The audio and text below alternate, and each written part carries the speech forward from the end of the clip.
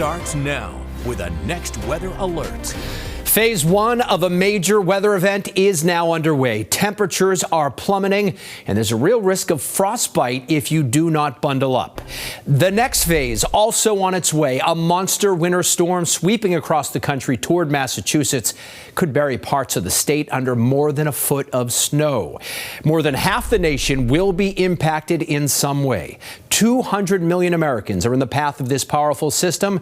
This is a live look right now out of Oklahoma, where the flakes are already falling. Thank you for joining us. I'm David Wade. Here in Massachusetts, the governor has activated the Emergency Operations Center while utility crews, plow drivers, and first responders are ready to deploy. And there are already school closings posted for Monday. The next weather team is ready for you tonight, preparing your home, traveling nightmares. WBZ has you covered, but everything starts with the forecast. Let's get right to Eric Fisher, our chief meteorologist. And Eric, any major changes in the path or the potential here? Yeah, looking at new information coming in tonight. No big changes to the big picture. It's a whole bunch of snowfall, more so than we've had in 4 years here in Boston. Plus, not to be lost in the shuffle, if you've been outside tonight, the coldest air of the season is working its way on in.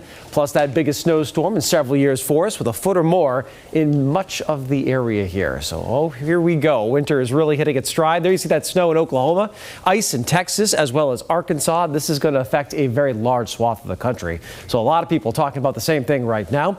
Temperatures, they're falling back in the single digits in teens at the moment, but the wind has been really whipping as the Arctic front came through, and so wind chill values are heading on down below zero, and they'll get as cold as 20 below zero overnight tonight and into early tomorrow morning, which is why, of course, you want to be extra bundled up, no exposed skin if you're spending much time outside over the next day or so. That's as much as we can do tomorrow. Lots of sunshine just gets us into the teens, and that is it for our Saturday. So if you're running some last minute errands, again, just all the winter gear, good way to go. Clouds will start rolling in tomorrow night. When does the snow break out? It looks like right around midday or so on Sunday is when that snow first starts hitting the ground, and then we're going to get a burst where it really comes down later on in the afternoon. Really right during the Pats game is where things start to accelerate, and then into the evening, and this is where we could have some 1 to as much as 3 inch per hour rates and maybe some thunder snow. So this is where the lion's share of our accumulation happens, that mid-afternoon through the evening. We're also going to see some sleet mix in, likely in southeastern Massachusetts, most likely near the south coast of the Cape. The intensity will all start to come down around midnight on Sunday night, and there'll still be scattered areas of snow throughout Monday. We will see some additional accumulation there before things completely come to an end Monday evening. Widespread 12 to 20 inches of snow, no changes there. 6 to 12 possible right along the south coast of Cape Cod and the islands. The lowest amounts, Martha's Vineyard and Nantucket. This is also where we'll add some of that ice, and you'll get a heavier snow, tougher to move in that part of the state. Very fluffy for the interior spots. If I had to pick a jackpot zone tonight, I'm looking right around that 495 corridor into the Worcester Hills. I think some of the more traditional spots for the high totals, the fluff factor will get you the biggest numbers. David? All right, a lot to talk about. Eric, we'll see you again in a little bit.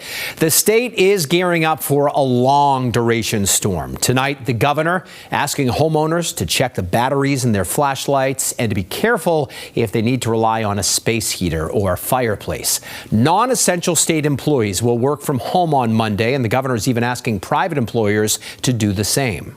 I want you to take us seriously when we say, please stay off the road as best you can. Make sure that you've got what you need right now so you don't have to go out for milk on Sunday. Look in and talk to your neighbors. You know, make sure everybody's squared away.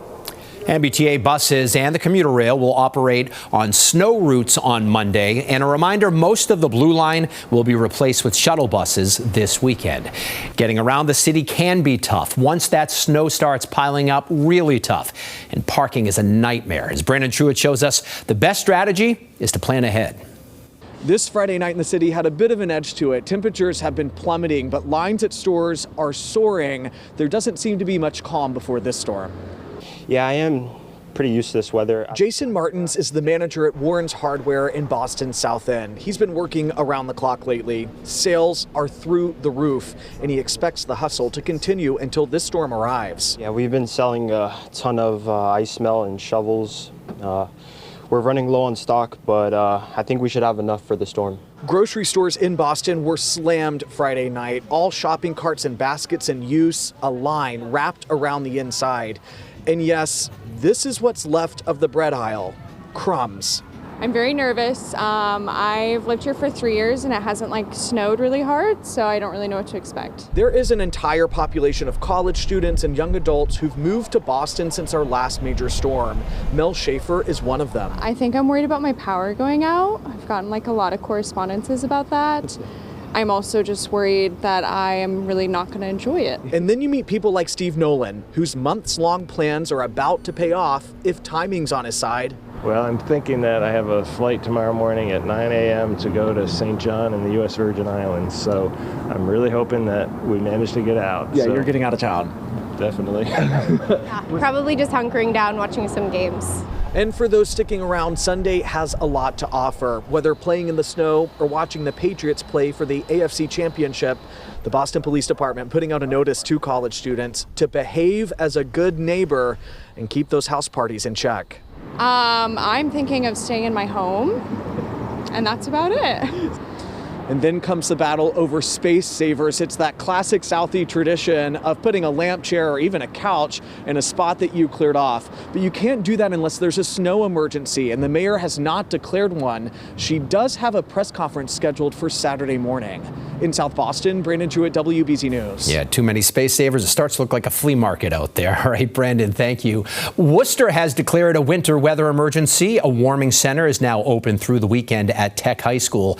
A parking ban takes effect on Sunday. Once the snow stops, people in the city have up to 10 hours to clear their sidewalks of snow and ice. Even if you're getting out of town before the snow hits, it will be hard to dodge the effects of this storm. The Flight Aware Misery Map, as it's called, already showing delays and cancellations across the country. Samantha Cheney reports tonight from Boston Logan Airport. Well, as people gear up for a weekend full of bad weather, we actually spoke to a few people here at Logan Airport who changed their plans and caught early flights tonight to avoid the hassle later. And I raced home so I didn't get caught in the storm. With snowy weather expecting to affect thousands of flights across the country, A lot of people were pushing earlier flights just because of the anxiety. Alan Cox was just one of many anxious travelers who told me he flew home early from Kentucky. I was going to come home over the weekend, but rather be home to help the wife and kids. Coming home to extremely cold weather from her Florida getaway. Okay, you say you wish you didn't come back. This traveler, Patty Slack, says she wishes she stayed longer. It was 80 and sunny. It was beautiful. The storm hasn't started yet in Boston, but it's already disrupted flights in the South, Midwest, and Northeast due to heavy snow, ice, and cold. You were just in the warmth in Orlando. You didn't want to stay? Oh, I wanted to leave and go in the snow. I'm excited. That doesn't seem to worry some people, though. 2 weeks ago, I would have been in full panic mode, but since we woke up at -20 in Minneapolis, we feel like we're prepped. In a place like New England, where harsh winters are nothing new. It's cheeky because you never know which storm and which part of the country is going to affect your flight. So if you don't have to leave the house this weekend, it's probably best to just stay inside. Remember, some airlines are waiving change fees if you want to reschedule your travel plans. Outside of Logan Airport, I'm Samantha Cheney, WBZ News. Samantha, thank you. Of course,